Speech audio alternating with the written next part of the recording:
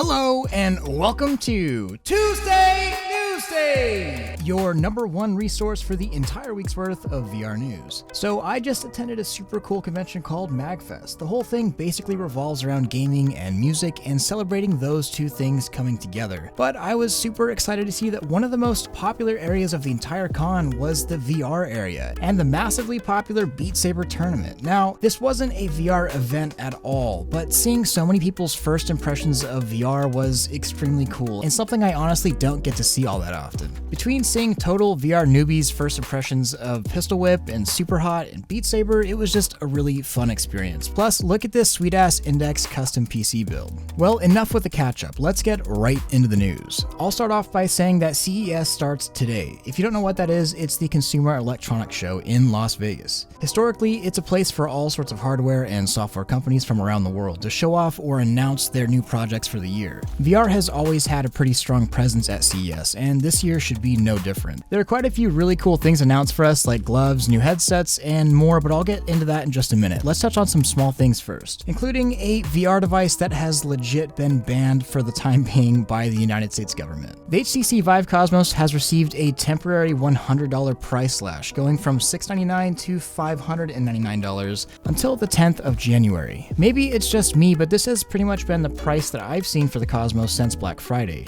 And really, it's closer to what the Cosmos should cost anyways. We all know that the Cosmos had suffered from some pretty poor sales, as the last Steam hardware survey showed that Vive's new headset was sitting at a solid 0% of hardware used with Steam VR. We also know that the Oculus Quest and Valve Index are basically sold out until February, so I suppose this could be HTC's attempt to swoop in on some people that are eager to get into VR right now. Still, at $599, the Cosmos is a hard sale over something like the Rift S, as the quality of tracking with the Cosmos, whether due to the controllers or just software by HTC, just isn't all there. I'm gonna say it again, I think one of the only ways HTC could really save the Cosmos at this point, unless some massive improvements come very quickly, is to bundle the Cosmos with the Steam VR tracking faceplate, base stations, and either Vive wands or an entirely new controller from HTC or maybe even the Knuckles. Otherwise, it's just nearly impossible for me to recommend it, even at this slash price. HTC did in fact completely cancel all plans they had for CES this year, at least VR related.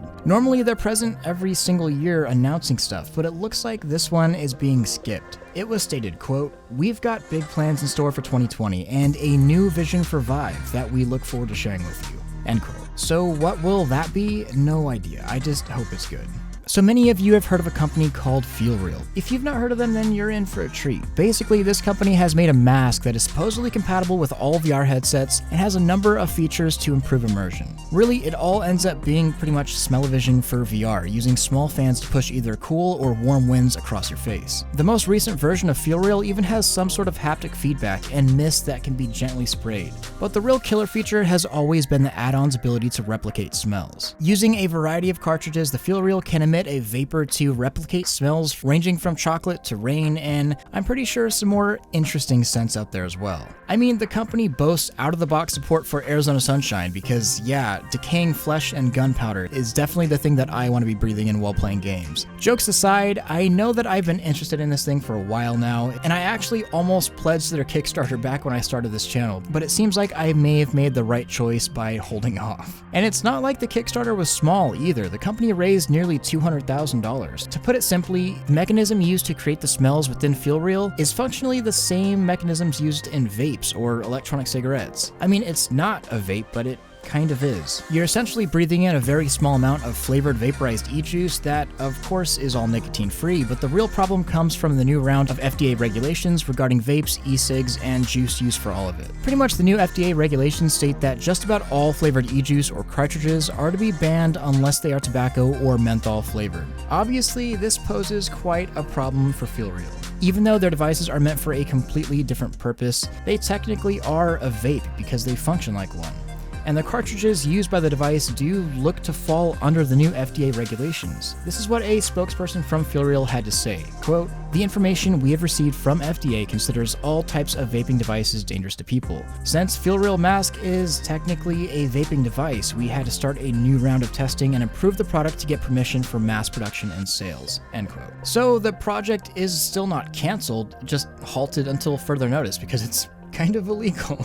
and no refunds are being given at this point. This is one project that I was really excited about, so seeing this hard of a roadblock sucks not only for the company but also for all the backers. Unfortunately, things aren't looking so hot for them at this point. Now, looking into the regulations themselves, it does look like manually refillable liquids and vapes are more or less exempt, so perhaps if the cartridge system was replaced with some sort of manually refillable liquid, then the device would be exempt? I don't know, I don't work for the company, but I do hope they get something figured out soon to fulfill their orders. Massive, canceled projects in the VR space is never a good look for the industry. So before I get into the 2 new headsets that are releasing in 2020 that I already have info on from CES, let's get right into a meme break! So I don't mean to get political here, but if World War III were to actually start, I suppose VR would be a better place to get yourself ready than other flat games. But I don't think that lightsabers and reality track through the skull are standard issue for any military. And back to the news. So the first headset I want to touch on is the Pimax Artisan. We know it's coming from Pimax, we mostly know what it is and what it's trying to accomplish, but I am a little iffy of the direction that they're going with this. So Pimax is known for expensive headsets that make you look like a hammerhead shark, but for good reason. The field of view and visual clarity of the Pimax headsets is just about second to none. I mean, right now, the Pimax 8K, while costing $1,300, offers 4K resolution per eye, 200 degrees diagonal FOV, and 90 Hz. Yeah, it's expensive and you have to deal with PyTool, not the funnest software, but nothing else really offers those sorts of specs at the moment. Now, while I do think these headsets are awesome, I do have my own gripes with Pimax on how their crowdfunding campaign has been run, and the lack of emphasis on comfort, seeing the company charge extra for a deluxe audio strap that is practically essential for these heavy headsets. But one of the biggest issues that I've had with them is that Pimax is completely ignoring the low end and mid-range of the headset spectrum. It looks like the Artisan will be addressing that problem. But of course, cheap has its own price. Resolution of the new headset will be lowered to what seems like the industry standard of 1440 by 1600 per eye, will be capable of 120 Hz, but most importantly has a horizontal field of view of 140 degrees and a diagonal of 170. So lighter in terms of features and lighter in terms of price. Nice. Here's where things go a little weird for me personally though. A version of the Artisan will ship using NOLO as its tracking method. Now, if you've never heard of NOLO before, it's basically a method of tracking that takes 3DOF headsets like the Oculus Go and Samsung Gear VR and turns them into perfectly functional 6DOF headsets by putting this little disco ball on your head and using a single base station. Thing is, the controllers aren't amazing, and you're using a single base station, so you pretty much have 180 degrees of tracking range. You can't turn 360. Apparently, this is to offer people buying an Artisan an upgrade path later on to actual base stations and Knuckles or Vive ones, as the headset is completely SteamVR trackable, but for budget's case, NOLO is what's being shipped with for the time being. Of course, we could be shocked and awed with a new and improved version of NOLO that comes out alongside the Artisan, but still, it's just an interesting move all around. To give you an idea of my hesitations, here's a video of a good friend of the channel, Eric, using his Pimax 5K and NOLO to play Beat Saber, and he's having a pretty hard time keeping things tracked well. Now, I actually have a NOLO at home that I could do some further testing for, and I will also have a video on how to do full body tracking with it, but that's gonna have to wait until I get back home. Now, the second headset I'm excited for at CES is the Pico Neo 2 and Neo 2i. Both now have prices and specifications, and holy crap, they actually look really sweet. It's kind of like a beefed up Oculus Quest as is. 4K resolution, 75 Hz, a Snapdragon 845, 128 GB of storage, but sadly a pretty low FOV of around 101 degrees. But of course, the Neo 2i has Tobii eye tracking capabilities, launching at $700 for the standard and $900 for the Neo capable eye tracking. These headsets are 6DOF, tracked using a mix of inside-out tracking and a really interesting electromagnetic controller tracking method that I've personally never really seen before. Now, the really sad part, it seems that initially a separate box was to be sold to allow low latency streaming of Steam VR games and PC games to the Pico, but it looks like this is no longer the case, and the Pico Neo 2 as well as the Neo 2i will not be sold to consumers, as it's going to be an industry product. Really, the price isn't that bad for what you get if you could stream, VR games. So I think it's a big shame. Now I'm going to talk about PlayStation 5 and VR support just real quick before hitting some hot words stated by Facebook on next generation headsets. Looks like the PSVR 2 is not coming anytime soon. And for the sake of console VR, I'm hoping that it comes at all. We did learn that the PlayStation 5 will fully support the current PSVR and be backwards compatible with all current VR games. Just anything in the future regarding better hardware is pretty much absent for the time being. I'll be honest, I was hoping for Sony to announce something fantastic as a new console VR headset to rub it in Microsoft's face in relation to their stance on Xbox and VR support, but I guess we'll just have to wait for that for another day. So we all know Oculus is massive in the VR space. They dominate Steam with more than 50% of the users. They obviously dominate their own store because it's more or less of a closed and curated store that only supports their own headsets, at least officially. However, one statement that shocked me as particularly bold for Oculus to say came from Michael Abrash, Facebook's lead of AR and VR research. He had this to say: "No company has invested at anywhere near the level we have. When the next generation of VR shows up, it will be because we did it. I see it happening no other way."